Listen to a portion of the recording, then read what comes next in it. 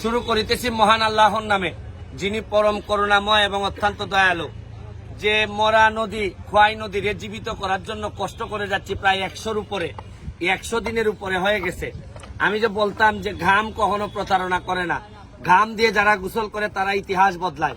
আমি আমার এলাকার ইতিহাস বদলানোর জন্য যা যা করা লাগে করতেছি।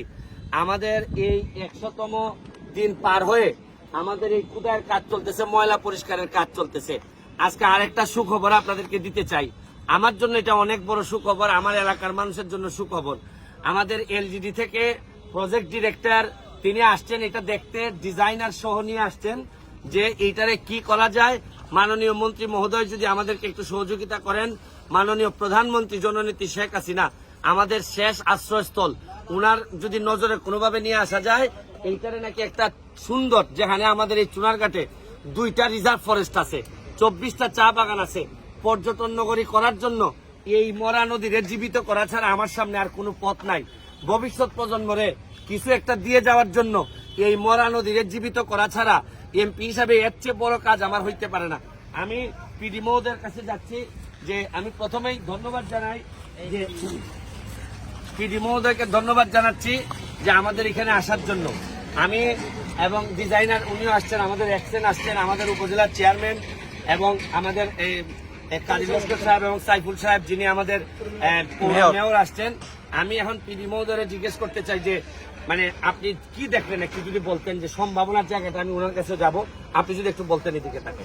ধন্যবাদ মাননীয় সংসদ সদস্য মহোদয় এবং স্থানীয় জনগণকে। সংসদ সদস্য মহোদয়ের আহ্বানে আমি এখানে আসছি এই নদীটা দেখতে এবং ওনার অনুরোধে পরামর্শ দিতে কি করা যেতে পারে। এখন এখানে শুনলাম যে আমাদের এলজিডি থেকে একটা প্রজেক্ট অলরেডি এখানে আছে, তার সাথে সমন্বয় করে সংশ্লিষ্ট প্রকল্প পরিচালক মহোদয়ের সাথে কথা বলবো, তার সাথে সমন্বয় করে আরও কিছু করা যায় কিনা। আমার সাথে স্থপতি আছে, প্লাস তার প্রজেক্টের স্থপিত আছে, সমন্বয় করে আর কি করা যায় সেটা আমরা আলাপ করে মাননীয় সংসদ সদস্য মহোদয়কে অবহিত করব। থ্যাংক ইউ, আমি ধন্যবাদ জানাচ্ছি। এখন আমাদের ডিজাইনার যিনি আর্কিটেক্ট, আপনি মানে শুধু আপনার জায়গা থেকে না, আমার স্বপ্নের জায়গা থেকে, যে এই জায়গাটা যেহেতু জানেন 2টা রিজার্ভ ফরেস্ট আছে এখানে, আপনার এই যে ওই ভিতরের জায়গা থেকে একটু যদি বলতেন যে কি ধরনের জিনিস সম্ভব এই জায়গায় করা। আসলে চুনারুঘাট এবং মাধবপুর উপজেলায় বাংলাদেশের অন্যতম মানে বৈশিষ্ট্যপূর্ণ 2টা ফরেস্ট অবস্থিত। এর মধ্যে একটা হচ্ছে রেমাকালেঙ্গা, একটা হচ্ছে সাতক্ষীরা।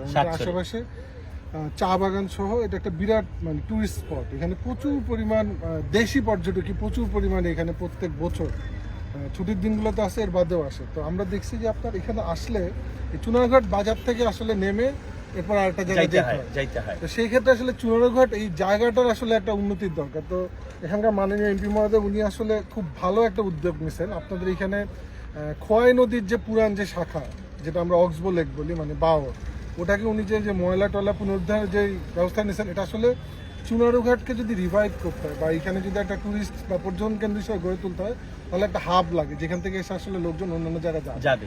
এই জায়গাটা আসলে খুব সুন্দর একটা প্রসপেক্ট আছে, আমরা ঘুরে দেখলাম যে পুরো জায়গাটা আসলে একটা সুন্দর পার্কের মতো করে গড়ে তোলা যায়, যেখানে দেশি গাছপালা যে ল্যান্ডস্কেপিং হলে লোকজন আসলে এখানে চুনারুঘাটের লোকজন উপকৃত হবেন, যে তারা একটা সুস্থ বিনোদন কেন্দ্র পাবে। আর বাইরের যারা পর্যটক আসবেন ওর জন্য সুবিধা হবে যে একটা সুন্দর জায়গায় নেমে এরপরে উনি এখান থেকে বিভিন্ন জায়গায় গেলেন। সেই হিসাবে আসলে এই জায়গাটা আমি সাধুবাদ জানাই যে উনি যদি এটা কমপ্লিট করতে পারে, তাহলে এই পুরো এরিয়ার লোকজনের জন্য আসলে একটা খুব সুন্দর জায়গা। Thank you. দেখেন আমাদের স্বপ্নের জায়গাটা অনেক বড়। এই চুনারঘাটের যে 3টা প্রশাসন আছে, একটা হচ্ছে গিয়ে চুনারঘাটের এমপি, চুনারঘাটের উপজেলা চেয়ারম্যান, চুনারঘাটের পৌরসভা চেয়ারম্যান, পৌরসভার মেয়র, এই 3জন আমরা বিশ্বাস করি যে 3জন মিলেমিশে চুনারঘাটের এই লক্ষ লক্ষ মানুষের উন্নয়নে, এখানে আমাদের এই উপজেলা ইঞ্জিনিয়ার সাহেব আছেন, এক্সেন সাহেব আছেন, হবিগঞ্জের জেলার এক্সেন সাহেব আছেন, তাদের সহযোগিতা নিয়ে আমরা যদি আগায় যেতে পারি এবং আরো রাস্তাঘাট, শুধু এগুলা না, আপনারা জানেন যে রাস্তাঘাট উন্নয়নের জন্য যাতে মানুষের কষ্ট কম হয়, সারাক্ষণ আমাদের এক্সেন সাহেবের সাথে যোগাযোগ আছে, ওনাকে আমরা অনেক যন্ত্রণা দেই। তারপরও বিশ্বাস করি যে যেহেতু কথা দিছি, শপথ নিছি যে এমপি হিসাবে শপথ নেওয়ার আগে যে এলাকা পাইছিলাম, এমপি হিসাবে বিদায় নেওয়ার আগে এর জন্য এর চেয়ে ভালো একটা এলাকা রেখে যেতে পারি। এটাই এখন আমার জীবনের সবচেয়ে বড় ইচ্ছা।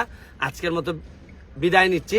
আমার একটা বিশ্বাস, মানুষ যখন সৎভাবে মন থেকে কিছু চায়, সারা পৃথিবী নাকি তার সহায়তা করার জন্য ইভেন আকাশ থেকেও নাকি সহযোগিতা চলে আসে। আমার একটা বিশ্বাস, এই আওয়াজ কোনো না কোনোভাবে জননেত্রী শেখ হাসিনার কাছে পৌঁছাবে, মন্ত্রীদের কাছে পৌঁছাবে। আমরা যদি ভিতর থেকে কিছু চাই, আমার একটা বিশ্বাস আপনারা সবাই আমাদেরকে সহযোগিতা করবেন। আজকের মতো বিদায় নিচ্ছি। বঙ্গবন্ধুর এক টুকরা সোনার বাংলা আমি হবিগঞ্জের মাধবপুর সোনারঘাটে আপনাদেরকে এই দিতে চাই। এটার জন্য আমি আপনাদের সকলের সহযোগিতা চাই। ভালো থাকবেন। জয় বাংলা, জয় বঙ্গবন্ধু।